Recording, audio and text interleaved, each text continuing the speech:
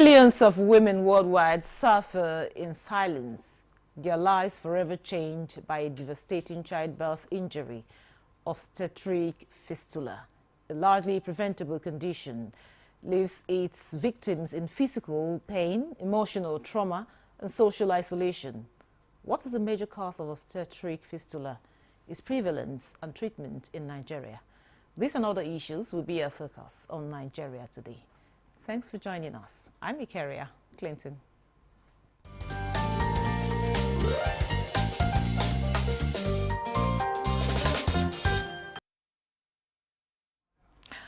Joining me in the studio for this conversation on obstetric fistula is Dr. Ejike Orji, Association for the Advancement of Family Planning, AAFP. He's also the president, CEO, Dr. Ejike Orji Community Development Foundation. It's a pleasure to have you on Nigeria Today. Thank you very much for having me. Dr. Orji, let's just, go into the topic of today. Just walk us through this condition, obstetric fistula. What is it all about? What are the causes of this condition? Okay, thank you very much. Let me say it in simple ways. When a woman wants to have a baby, deliver a baby, it passes through a birth canal. And then the baby is housed in the womb, which we call the uterus. It passes through the mouth of the uterus, which is the cervix. Then it passes through the vagina, then comes out. Now, that trajectory of movement is surrounded by the pelvic bones. So in some women, when the pelvic bone is not fully developed, or even if it is fully developed, for one reason or the other, is smaller, given less room that is supposed to give for the child to come through. So when the baby is now passing through, there is the distance between the pelvic bone in the front and then the tissues below, that is the birth canal, and the baby's head passing through that birth canal. So the head of the baby presses on the tissue. You appreciate that. And what is on that part of the disc is usually, occasionally, is the bladder. So what happens when the baby is now delivered? There is a tear. So when the woman is about to pass urine, the bladder can't hold urine, so the woman will be leaking urine through the vagina. So that is the main causes of obstetric fistula, and it's because of the fact that the distance is not properly developed, the birth canal is not properly developed, and the head of the baby is bigger than it. So when it's going, it creates pressure, and that pressure causes what we call in medicine pressure necrosis. That is the part of that body of the woman is not properly supplied with blood, so it gets gangrenous and it dies off, so it sloughs off. Okay. So that's why it's vesico-vaginal fistula. Vesico is bladder, fistula, then vagina. You get the point? Yes. So that is the major cause. And then that is the pathogenesis of it, as we say it in medicine. But what causes, like I said, whichever way, either the child or the girl is not well developed yet to carry a baby, or is a fully developed adult, but for one reason or the other, the pelvis canal is not big enough to allow a baby to pass through. But the majority of the cases are because these are children who have not gotten to the age of 18. So their pelvic bone and everything is not fully developed. Okay. However, there is also what we call iatrogenic trauma. Iatrogenic is caused by the medical personnel. And 30% of that, of all vesico-vaginal fistula, is actually caused by people who are actually supposed to help the woman. And that could also lead to vesico-vaginal fistula. Now, how dangerous is this condition, this obstetric fistula? How dangerous is it? Okay, let's look at it first of all, from the social part of view. When a woman is leaking urine, the first thing is that her spouse her husband or her partner will reject her. Why are you, every time you're smelling? Because she can't control the urine. There's no way she can control it. Urine just comes out as the kidney produces it, and it comes into the bladder, it flows out. So becomes so smelly and all that. Then the next thing is the man can send her away. She goes back to her parents. Before you know it, her parents also will be distancing themselves from her. And then in the extreme case, everybody rejects her, and then she's on her own, and then she rejects herself. So they go through enormous level of mental torture. You know, occasionally we think physical harm is the most important thing. In some cases, psychosocial harm can be much more, and that's actually what drives people to commit suicide. Okay. And there's nothing that is worse than somebody taking his or her life. So this is the thing. And then in terms of also the medical distance, because of that constant distance, there could be a lot of infection around that area. So these are some of the things that let me say on the surface, that is what also kind of messes the woman's life up. So is it preventable? Completely 100% preventable. Okay. Completely preventable. So what does that mean? If the woman is exposed to good obstetric practice, which means the woman should have proper antenatal care, before the woman goes into labor, there will have been a pelvic assessment to find out that this woman cannot deliver per vagina. What do? You do what we call elective cesarean section. Anytime you hear somebody that did elective cesarean section, most of the time is because the woman cannot deliver through the normal channel. So if you do that, you prevent that from happening.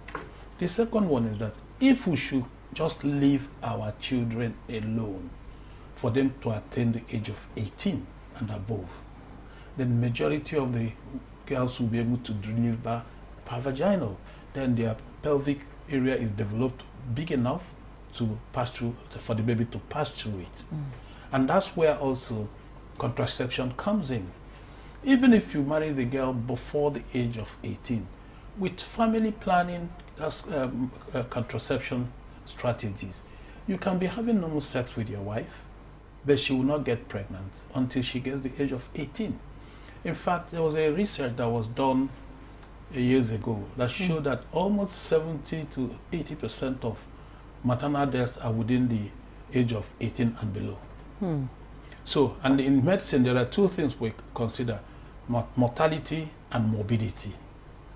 So in this case, when you see a woman with obstetric fistula, it's a morbidity, but it's not mortality. But so many die. It is ones that do not die from obstructed labor. Those are the ones that have obstetric fistula. They are all 100% preventable if we have a good healthcare system. So you talked about the prevention. What about those already have it? How do you treatment for this condition? Yes. Yeah. Over the years, the government has been doing a lot to establish national fistula centers. I think as we speak, there are about 4 or 5 of them. I think there were 3 before, but with the new government of Asiwaju under the leadership of Professor Pathé, they've established 2 more additional national centers for fistula repair. And then also the state governments, most of the state governments have also established hospitals that women can have repairs. And I gather it's about 19 to 21 as we speak. But you see, that is, the problem has occurred. You're trying to make the life of those young ladies better and save it. We also say, apart from that, we should start investing in preventive approaches. It's rather better to prevent than to treat and repair. So those are the areas.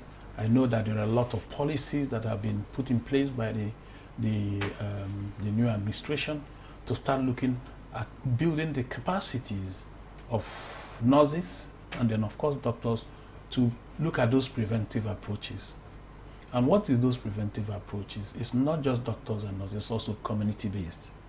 Once your woman gets pregnant, please take her to a primary health care center where she will have all the antenatal care. At the time she will be delivering, the nurses will have assessed, the midwives. If they feel the woman cannot deliver through the vagina, they have the responsibility to refer her to a secondary facility where there are doctors who can do the surgery. We do know that the brain drain has also caused a lot of havoc in terms of health workforce. But there are additional trainings that are being done. In fact, I hear that recently 20 doctors have also been trained to add to the pool of the doctors who will be able to do repairs for people who have had a fistula problem. So the other thing is that to train the nurses who give episiotomy. You know what's an episiotomy? When the baby head has passed through the bony canal, I would say, then the vagina itself, as the baby is coming out through the vagina, some women, their vagina might be too small for the baby to pass through. And if they allow the baby to go through, the babies have force, so they will tear everything, and the woman will have what we call third tear. So what normally happens is that they use a special scissors and cut the side of the vagina to open up so the baby can come. It is in that process of doing that episiotomy that some people, some medical personnel will also get into the bladder. And that will cause that, remember I called iatrogenic, caused by medical personnel. That also could happen. So the government is also making sure they are building capacity of midwives who will take those deliveries, who will give episiotomies to be able to make sure they do it properly.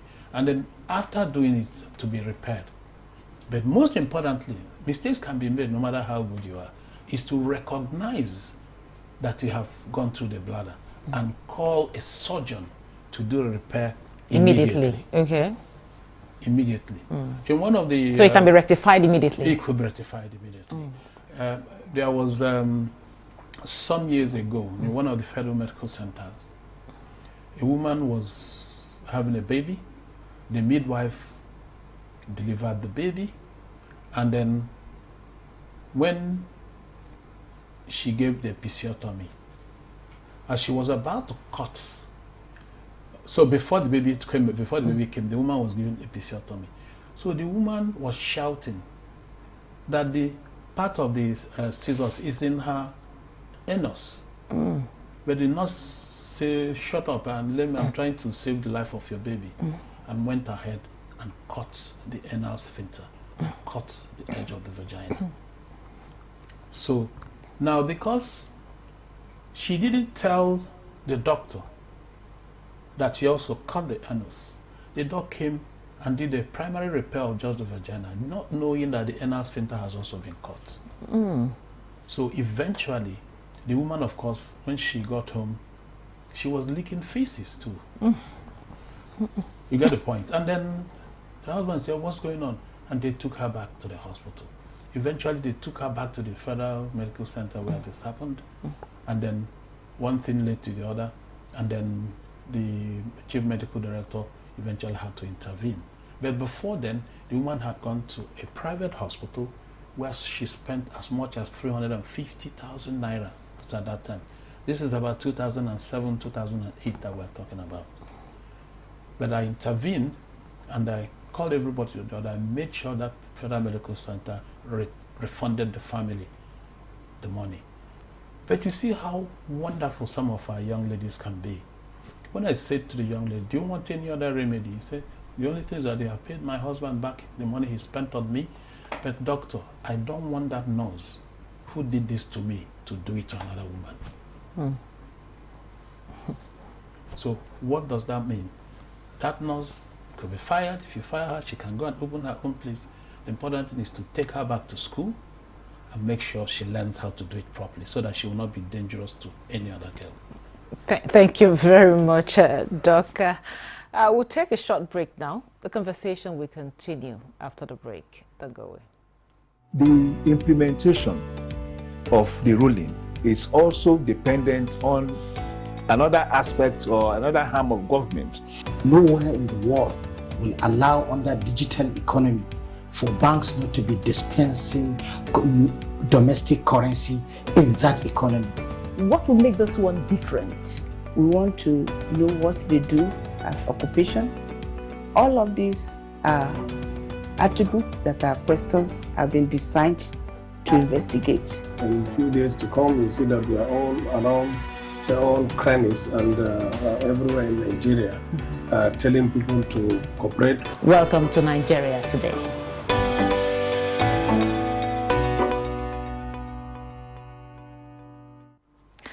Welcome back. In case you're just joining us, this is Nigeria Today, and we're looking at ending obstetric fistula. And of course, I have Dr. Ejike Ojo here with me for the conversation. Now, Doc, there were a lot of things you raised there, and it's really, really disturbing, I must say. When we're talking about it, I just was feeling there. So now, after the surgery, you talked about repairs for those that have this kind of condition. Can this person have, conceive and have another baby? Why not? Remember that what has happened has nothing to do with the uterus, nor the ovaries that produce the eggs. The ability of that woman to conceive is still there. What happens is the external genitalia that where the baby comes out through. With proper repairs, the woman can still have her babies. At the worst case scenario, she can have them by cesarean section. But it's the doctors that do this thing will not need to determine and make sure that any doctor that is going to handle that patient has the proper guidance as to what has happened. For example, a woman that had iatrogenic fistula, that is this one through the anal sphincter, cutting the distance and is repaired, that woman can still be able to have a baby. So that means next time she's going to have a baby, somebody more experienced will give the episiotomy on the other side of the vaginal canal. So the woman can still have a baby. So beyond the repair, beyond the surgery, is there some kind of support for people that have gone through this? Remember, they went through trauma and, of course, emotional and social, will I say isolation or so. After having this kind of condition, you're smelling all through and all of that, people don't want to come close to you. Psychologically, it would affect the person. So is there some kind of support for this person? Yes, I know there is a social support system and mechanism the federal government is putting in place to the Federal Ministry of Health and Social Welfare. Also, there are some initiatives that is being supported by UNFPA. A good example, I know that the primary health study, the National Health Insurance Authority, has supported the treatment and rehabilitation of about almost 2,000, about 1,800 and something, or 900 and something women across the country. So there are initiatives going on for that social support. And then one of the key things that the government is also trying to do is to, from my, nosing around, because in the civil society space, I need to want to know what government is doing. The ones that are not doing well, I say, you're not doing it well. But this, I'm delighted that they are putting structures. One of the key things they're doing is that they're also going to involve the press, like you, like what we're doing now. There are a lot of guidelines that have been developed, almost 4 or 5 guidelines. And then some of those guidelines are, first of all, looking at the workforce revamping. We've lost a lot of our doctors and nurses to the Japa syndrome, migration. People are looking for better lives for themselves. So we need to replace that. And then a lot of resources are now being channeled towards bringing the social component of GVF to bear. But most importantly, like I say, I'm for prevention. I'm for prevention. They call me the preventive doctor, most of my colleagues. The reason is that what you prevent is like, I don't know how to compare the cost. Let me give you a simple example in terms of prevention and the comparative opportunity cost. If you prevent a woman having cancer of the cervix, what do you use to prevent it? You do what we call a VIA kind of paint some kind of chemical on the cervix. You look at it through a special instrument. If there are precancerous lesions, it will pick it up. And immediately that is done, you use what we call cryotherapy machine one of those precancerous cells, the woman is free of cancer. But if you don't pick it up, and now that intervention, most of the international development partners are doing it for free. PPFN, last year, my foundation, Dr. Ejike Community Development Foundation, partnered with them. More than 1,000 women in Abuja here benefited from completely free. And they picked up some precancerous lesions, used the cryotherapy, and burnt it off. Now, if you didn't do that, those women that were precancerous, if you allow them to go to stage 1, stage 2, and stage 3 and 4, that means it has spread beyond the cervical area. It has spread beyond the pelvic area. It becomes a major cancer. If they were to treat, and that's where you hear about catastrophic medical expenditure. Some people can spend up to 11 million naira, and yet the patient eventually will die. So there's no comparison. So now, you talked about the prevention, probably, to spot it before it happens. Now, how do we end this kind of condition? Talking about, because as we speak, some younger ladies are going to marriage. People are not even up to 18. As we are speaking, 12,000 of them and get as they immediately they Nigeria. enter, they want to have children. Yeah, immediately. absolutely. I want to have them early so that they'll be growing up together. But then these are some of the dangers, the consequences. So how do we prevent it from that point? That's why I say that the government is also mobilizing the press, mobilizing the communities, and then also talking to the men. Somebody like me, because I'm #1 advocate for family planning in the country, it is the most strategic purchase you can make in health. Reduces maternal mortality by 30%. It has tremendous economic benefits. Instead of having 10 children you can't take care of, you have 2 or 3, you give them a good life. They in turn give you a good life, and you enjoy your life bringing those children up. And besides, let me also tell you, almost 60%, in fact, the UNICEF a few years ago said 40% of our children are brain stunted. And if you go and look at it, the man didn't have enough money to buy multi-nutrients support for the children. And then the child's brain only gets the cognitive part of it develops within the first 1,000 days of the baby. After that, it's garbage in, garbage out. So if the poor child is not properly nourished within the first 1,000 days, you're wasting your time after that. So that's why one of the preventive approaches, one is family planning. The other one is community mobilization and sensitization. And like I said, there is even a project going on now. The government is working with UNFPA and some other international organizations to even use the press, use the communities, use the traditional rulers to say to the men, please leave these children alone.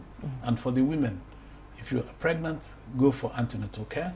And there is also the new SWAP project that has brought in the emergency obstetric care. Thank you very much, Dr. Ejike Orji, for that elaborate education on the obstetric fistula. Now, Dr. Ejike Orji is from Association for the Advancement of Family Planning, AAFP. He's also President CEO, Dr. Ejike Orji Community Development Foundation. Thank you so much for coming. Thank you for having me. Sharing your expertise with us. And thank you for being part of the program. Remember, Nigeria Today airs every weekday at 7:30 p.m. on NTA News 24. You can also check out this episode and others on www.youtube.com/NTA News 24 Hub. I'm Mikaria Clinton. Goodbye.